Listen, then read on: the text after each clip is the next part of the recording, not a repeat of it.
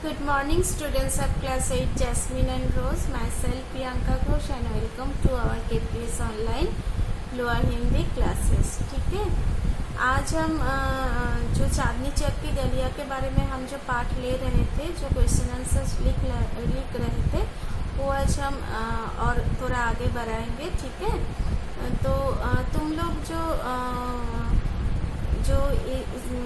Syllabus के बारे में कुछ पूछा था कमेंट सेक्शन में पिछले दिन, आज हम जो सिलेबस है वो हम दे देंगे। ओके, तो ठीक है, तो everybody take out your copy and book and let's start. And after watching this video please give your attendance. Okay, let's start. Students, तुम पहले तुम्हारा सिलेबस मार्किंग कर लो। For half yearly see Chandni Chowk की गलियां जो है वो तो है। नेक्स्ट सूरज, ओके, कविता। चांदनी चौक की गलियां, सूरज एंड द घमंडी बंदर इज 7 इज घमंडी बंदर। ये है तुम्हारा हाफ ईयरली वाला सिलेबस। ओके, 3 चांदनी चौक की गलियां, सूरज और घमंडी बंदर। पिछले दिन हम सूरज स्टार्ट करेंगे। ठीक है, आज हम चांदनी चौक की गलियां कंप्लीट कर देंगे।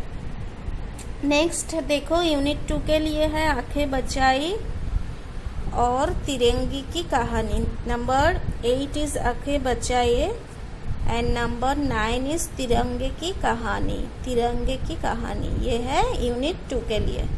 ठीक है, और देखो एनुअल वाला जो है 11 में चले जाओ। ये मिलजुल कर रहना है कविता, ये एनुअल वाला है, ये लिखा है मैंने, ये देखो। नंबर 12 गर्मा गर्म मूंगफली, ये है एनुअल वाला सिलेबस। एंड द 14 दिवाली की प्रकाश, दिवाली का प्रकाश, ये है 14, ये है एनुअल वाला टास्क। ये तीन है एनुअल वाला चैप्टर। मिलजुल कर रहना 11, 12 गर्मा गर्म मूंगफली एंड लीव द उपहार 13 नहीं है, 14 दिवाली के प्रकाश। Okay, it's clear. Okay, let's start the today's chapter. Okay students, see दीर्घ उत्तरीय जो प्रश्न था वो हुआ था, कंप्लीट हुआ था ना। अब देखो जो लघु एक एक वाक्य में उत्तर लिखे जो है ना, 3 में लघु उत्तरीय प्रश्न, ये वाला ये मैंने बोर्ड में किया है, ये तुम देखो। 3 का दिल्ली में किस संस्कृति का प्रभाव अधिक है? वेरी इजी, दिल्ली में पंजाबी संस्कृति का प्रभाव अधिक है। आंसर इज पंजाबी संस्कृति। ओके, नेक्स्ट देखो, ख में क्या है? दड़ीबा कला में किन किन चीजों की दुकानें हैं? दड़ीबा कला में किन किन चीजों की दुकानें हैं? देखो सीधा आंसर, दड़ीबा कला में आभूषणों की दुकानें हैं। सॉरी, देखो दड़ीबा कला में आभूषणों की दुकानें हैं। इससे डाई और गोटा किनारी रुपयों की मालाओं आदि की दुकानें हैं। दड़ीबा कला में आभूषण की दुकानें हैं। इससे डाई और गोटा किनारी रुपयों की मालाओं आदि की दुकानें हैं। क्लियर? ठीक है, सीधा क्वेश्चन नंबर ग। ओके, नई सड़क पर क्या क्या मिलता है? नई सड़क पर क्या क्या मिलता है? नई सड़क पर पुस्तकों, स्टेशनरी और प्रकाशकों की दुकानें हैं। नई सड़क पर पुस्तकों, स्टेशनरी और प्रकाशकों की दुकानें हैं।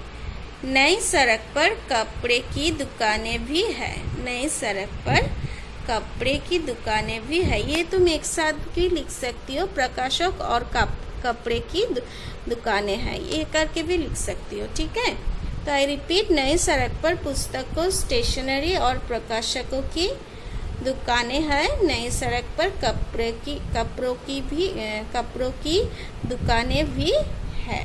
ठीक है, आप देखो घ, दिल्ली के किन्हीं 3 पर्यटन स्थलों के नाम लिखे। दिल्ली के किन्हीं 3 पर्यटन स्थलों के नाम लिखे। दिल्ली के 3 पर्यटन स्थलों के नाम है। मैंने देखो जो इजी है स्पेलिंग वो वाला नाम लिखा है, तुम और कुछ भी लिख सकते हो, बुक्स में बहुत सारे नाम है।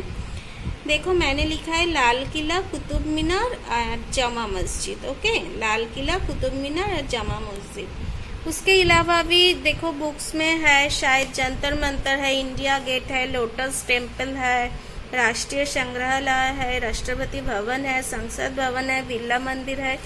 इनमें से जो भी तुम्हें ठीक लगे 3 लिखना, ठीक है। मैंने जो इजी है, जो स्पेलिंग इजी है, ये वाला नाम लिखा है, ठीक है। तुम और कुछ भी लिख सकती हो, ठीक है। तो move to the next question. Okay students, अब देखो क्वेश्चन नंबर 4 का जो मौखिक प्रश्न उत्तर दे जो है वो वाला क्या है। देखो, पुराने किले से क्या पता चलता है? पुराने किले से महाभारत काल की समयों की पता चलता है। पुराने किले से महाभारत काल के समयों की पता चलता है, ठीक है। ख देखो, दिल्ली किस नदी के किनारे बसा नगर है? दिल्ली यमुना नदी के किनारे बसा नगर है, ठीक है, वेरी इजी। अब देखो ग, बल्लीमारान और कटरा नील में क्या क्या मिलता है? बल्लीमारान और कटरा नील में क्या क्या मिलता है?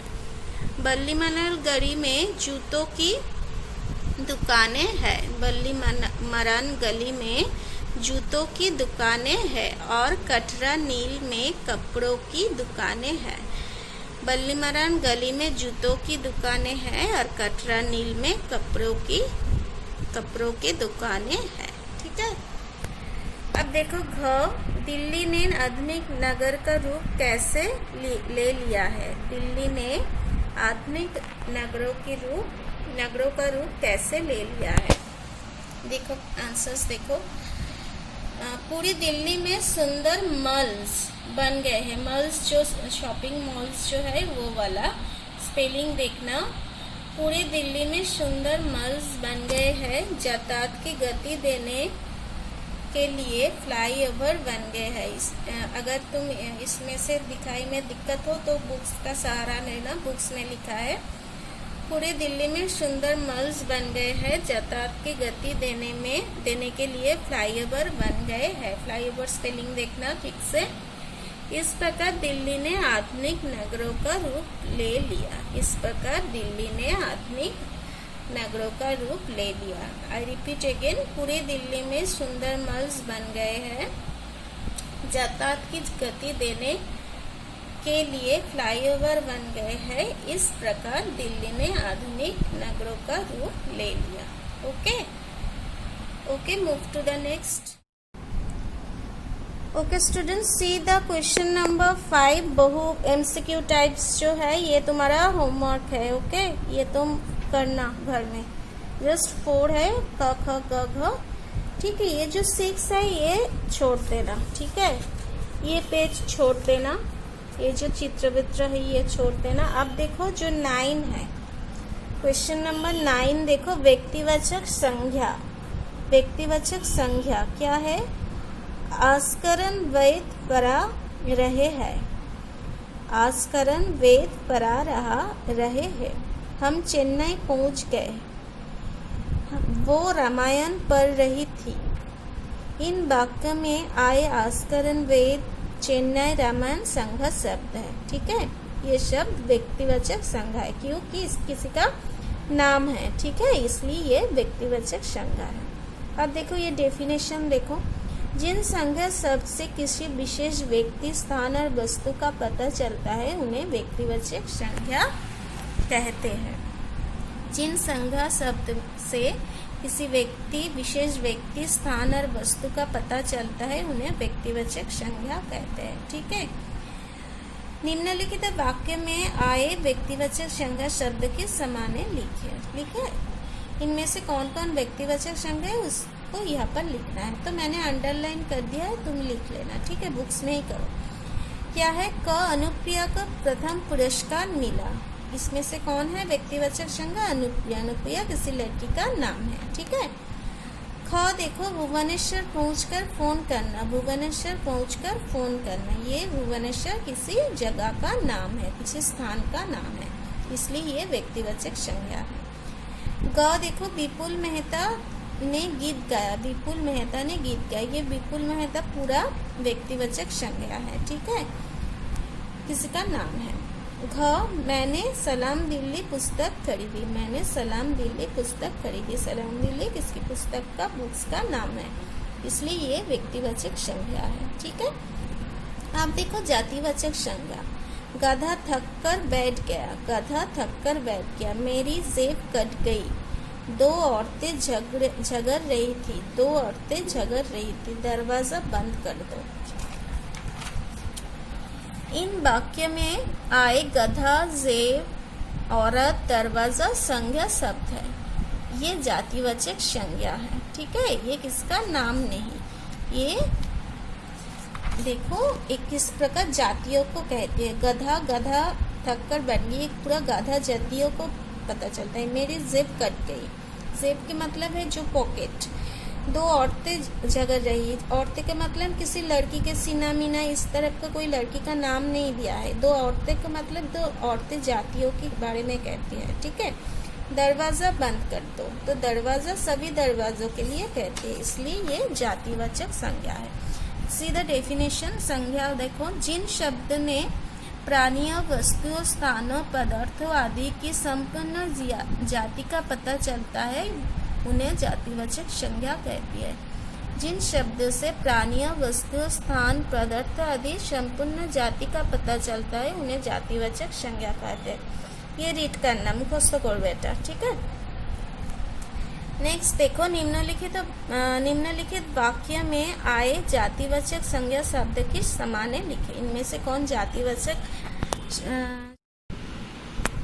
ओके देखो, इनमें से जो जातिवाचक शब्द है इसको तुम्हें लिखना पड़ेगा यहाँ पर, हाँ, मैंने अंडरलाइन कर दिया है।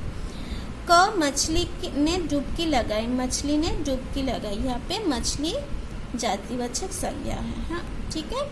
लड़के शोर मचा रहे थे, लड़के शोर मचा रहे थे, इसमें लड़के जातिवाचक संज्ञा है। सोना बहुत महंगा हो गया, सोना बहुत महंगा हो गया, इसमें सोना जो गोल्ड है वो जातिवाचक संज्ञा है, ठीक है। घ देखो, कोई गली में चिल्ला रहा था, कोई गली में चिल्ला रहा, इसमें से कुछ गली जो है ये जातिवाचक संज्ञा है, ठीक है। तो that's it for today, everybody take care and bye bye.